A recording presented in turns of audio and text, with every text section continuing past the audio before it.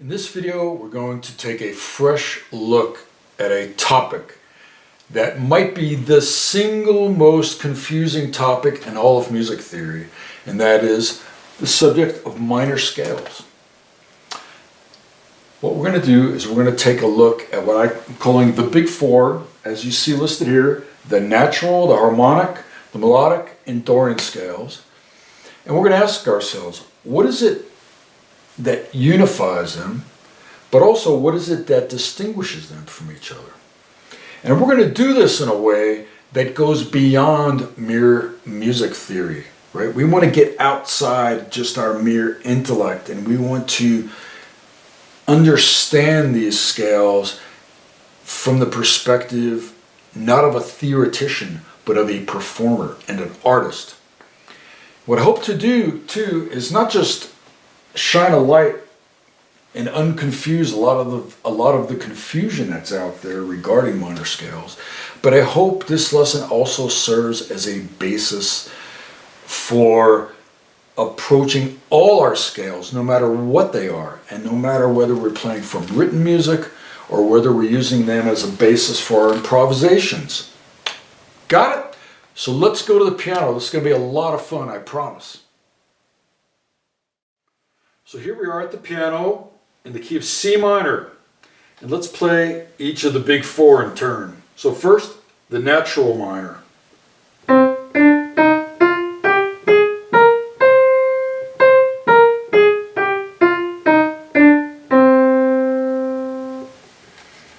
Now the harmonic minor.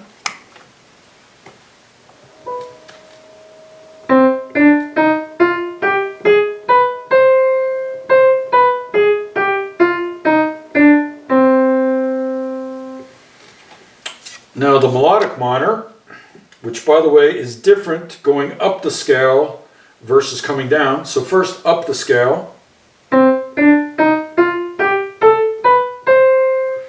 And now coming down the scale.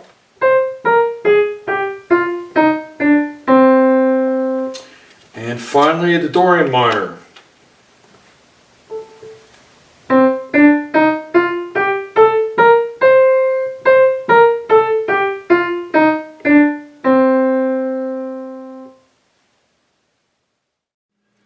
So before we get into any discussion on why one might use one of these scale types over another, let's make sure we noticed two things when we played each one of those side by side.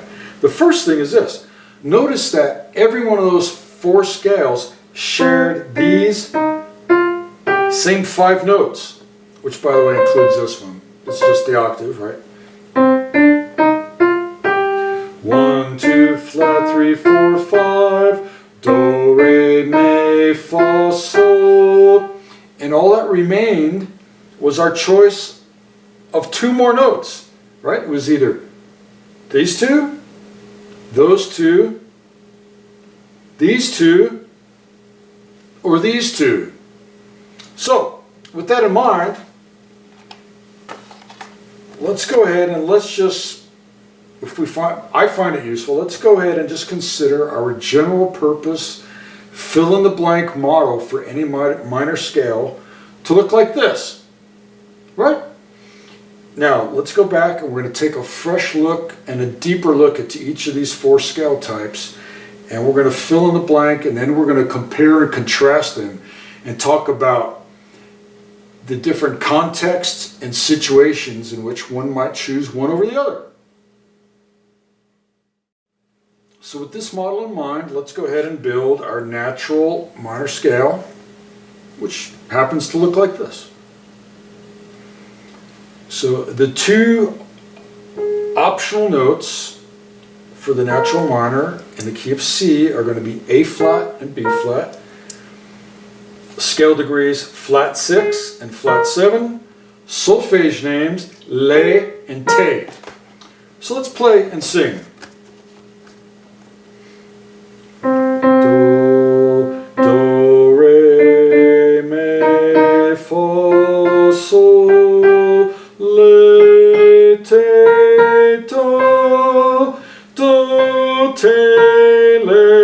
Sol, fa, me,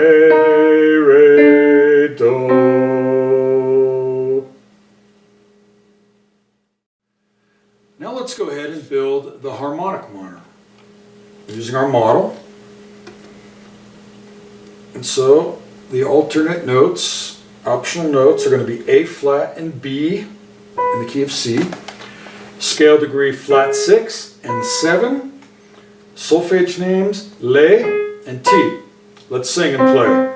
Do, re, mi, fa, sol, le, ti, do, do, ti, le, sol, fa, mi, re, do.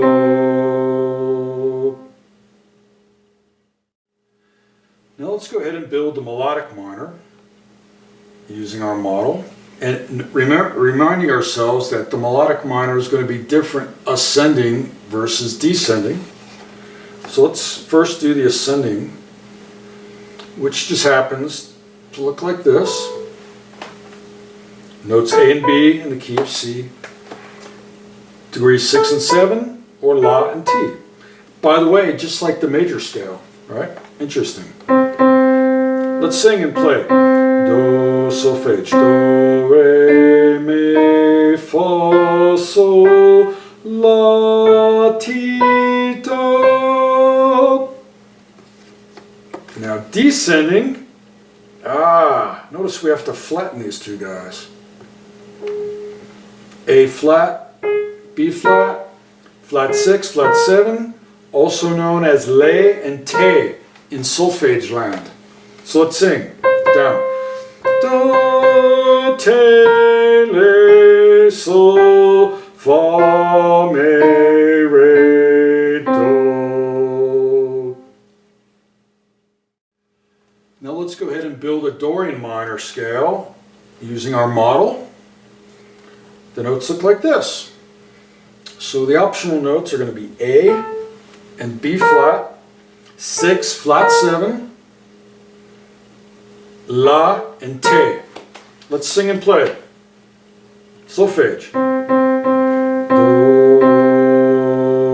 do, re, mi, fa, sol, la, te, do, do, te, la, sol, fa, mi, re, do. Before we continue, I want to make a really important point regarding the choice of names for these scales.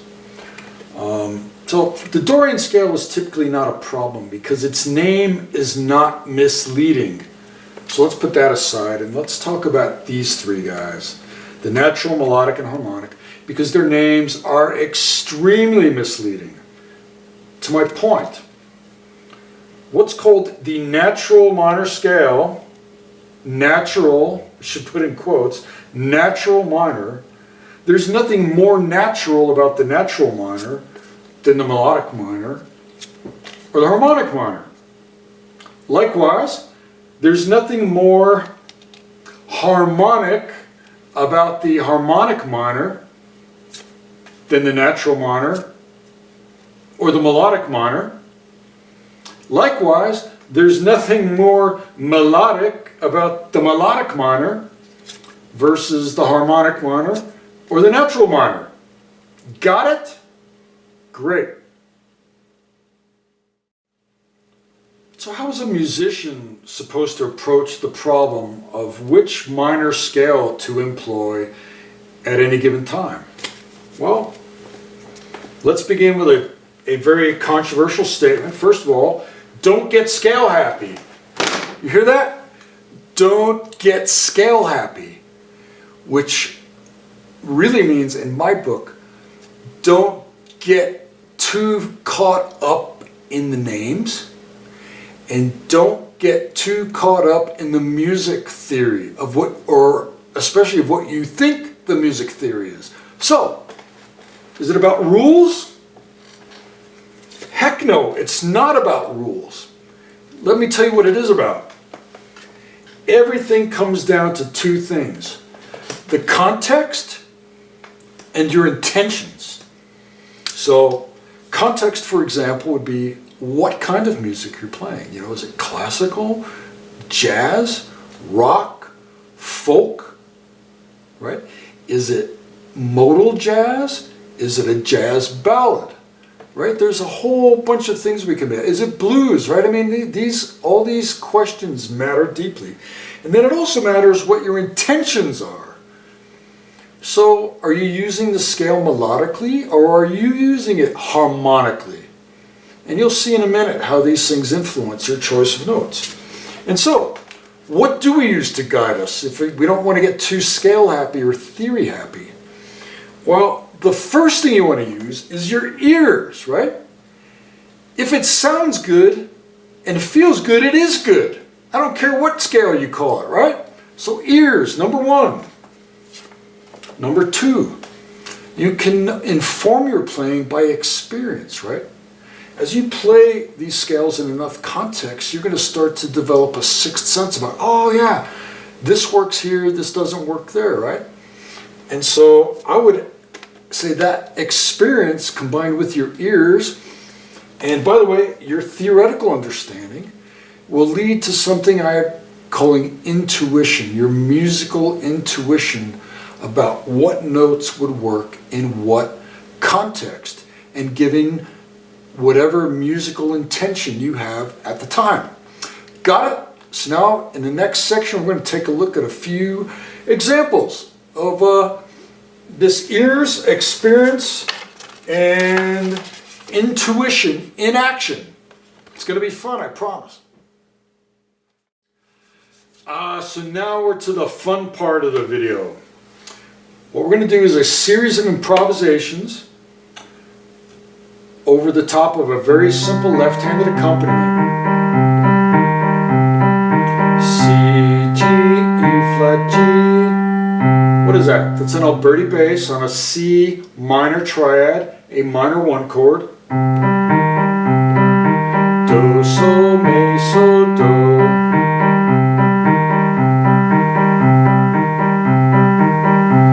And what we're going to do is we're going to improvise. We're going to improvise on this pattern without the two question mark notes, and then we're going to improvise on each of the other big four minor scale types. Ready? Let's go! First, let's improvise just using the 5 root notes of the scale without worrying about the question mark notes for the moment.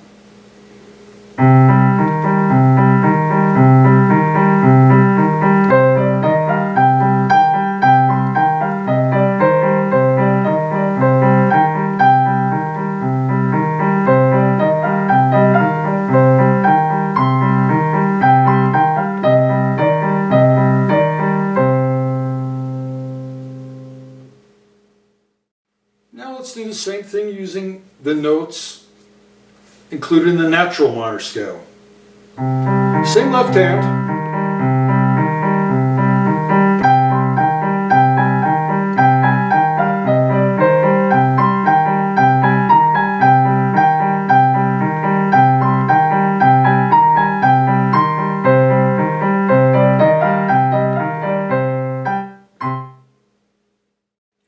Let's go ahead and do the same thing with the harmonic minor scale. Same left hand, same exact left hand.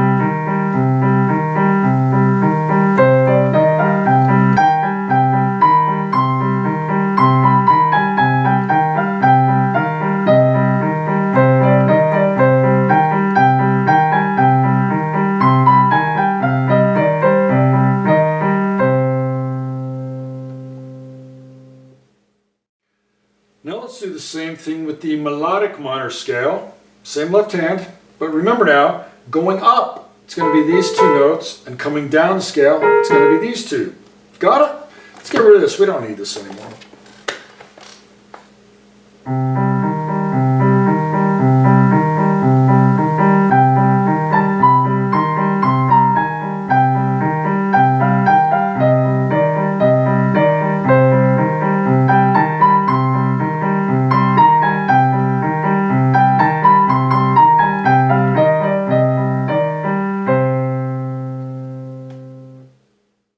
So now let's go ahead and do the same thing for the Dorian scale.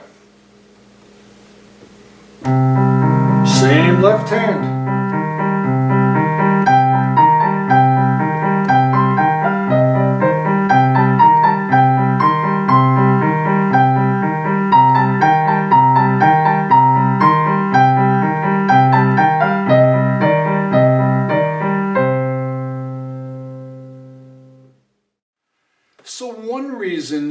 might want to choose one scale over another in a given context is purely for the general sound and mood that is created by that particular combination of notes.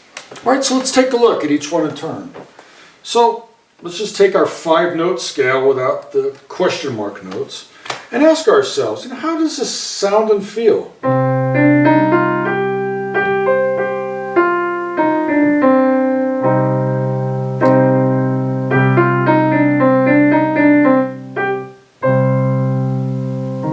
Right, there's just a simplicity to it. Right, this is just one of those things you learn by experience. Like, there's really nothing fancy about it. It's bare bones, it's simple, and for a bare bones and simple musical context, makes perfect sense. In other words, you don't even always have to play the question mark notes in order to play meaningful, beautiful music. So now here's the natural minor.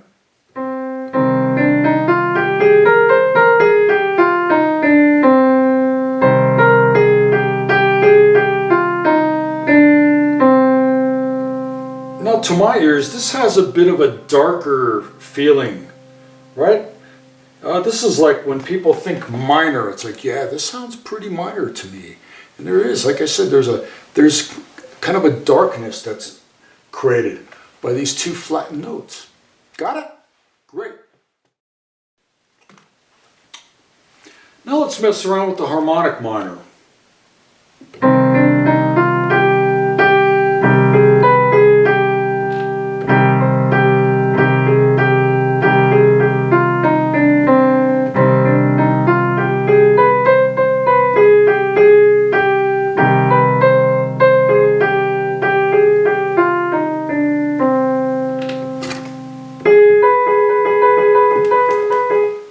So to my ears, that sounds and feels very exotic compared to the other minor scales. And I suspect it has everything to do with that combination of sounds right there.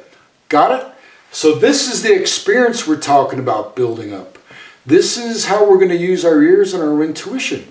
So that in the future, let's say you're playing something in minor and you want a more exotic sound, you might gravitate intuitively, based on your experience, to the harmonic minor scale. So now let's go ahead and play the melodic minor scale. Remember, it's different going up than coming down, as you see here, right? We don't need these, right? Let's get rid of it. So.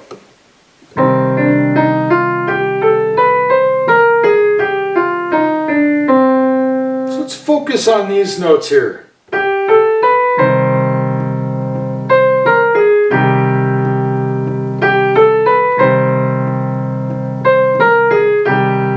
And notice that there is something more melodically pleasing when you connect this note and this note to each other, right? So going up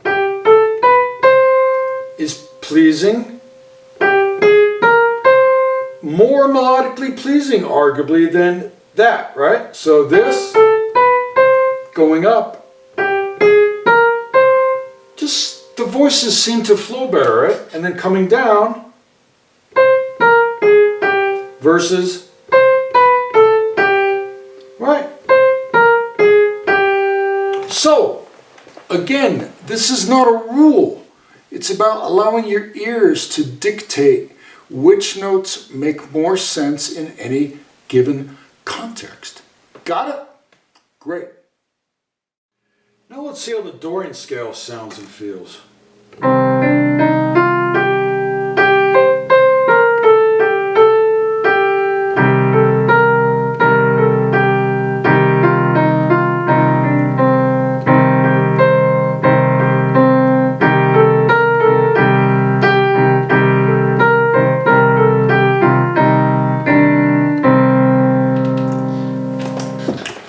Now to my ears and to my sensibilities, the Dorian scale has a more primitive sound to it. When I call it exotic, there's more of a simplicity and a more folksy and primitive quality, right? So, if that's what you're going for, that's an intuition about, if I want kind of a simpler, but more primitive sound, maybe the Dorian scale is the direction I should be going. Got it? Great. So another thing to consider when it comes to context is this. What happens when we're playing chords other than the one chord?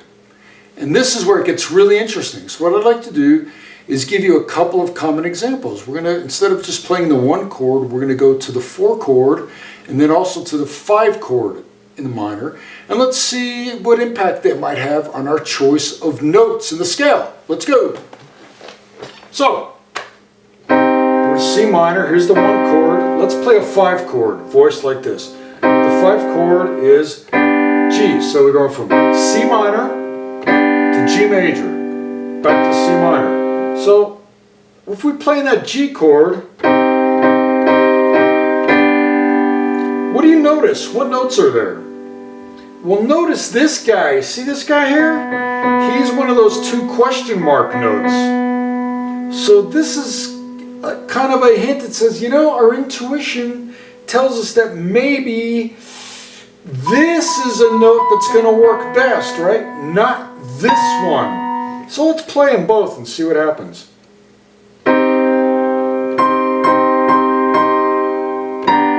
Ouch! Te. Te really doesn't work in this context.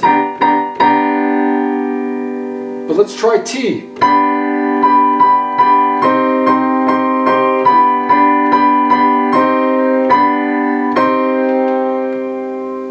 Right.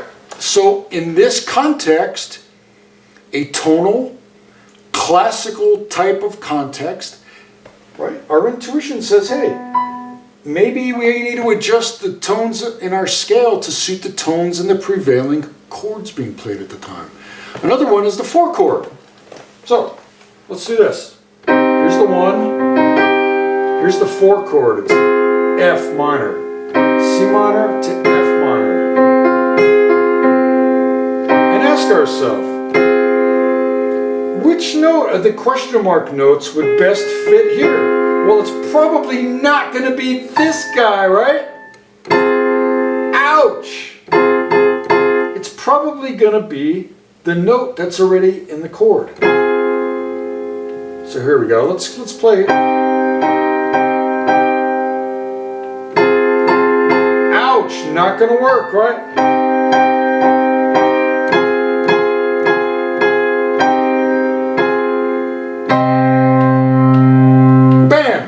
So now, if you know a little bit of your music theory and you know your scales, you already have an intuition that will inform your ears as to what notes are appropriate to play, in what context, and even given chord changes. Got it?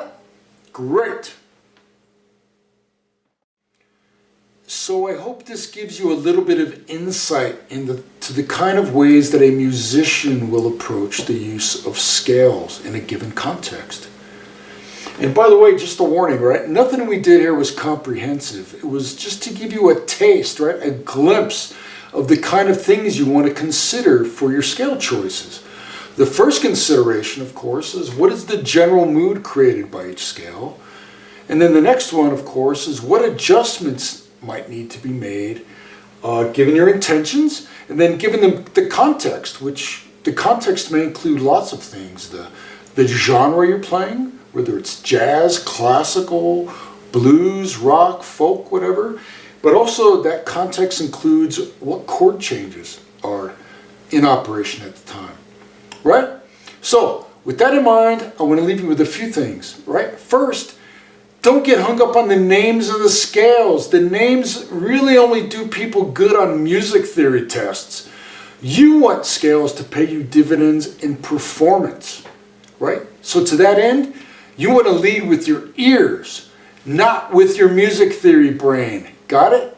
Allow the music theory to inform your ears and allow your ears to inform the theory. But do not become blind and deaf by theory and by scale happiness, right? So go out there armed with a fresh idea of what scales are and aren't, and have fun with it. And always trust your ears above all else. They're not going to lie to you.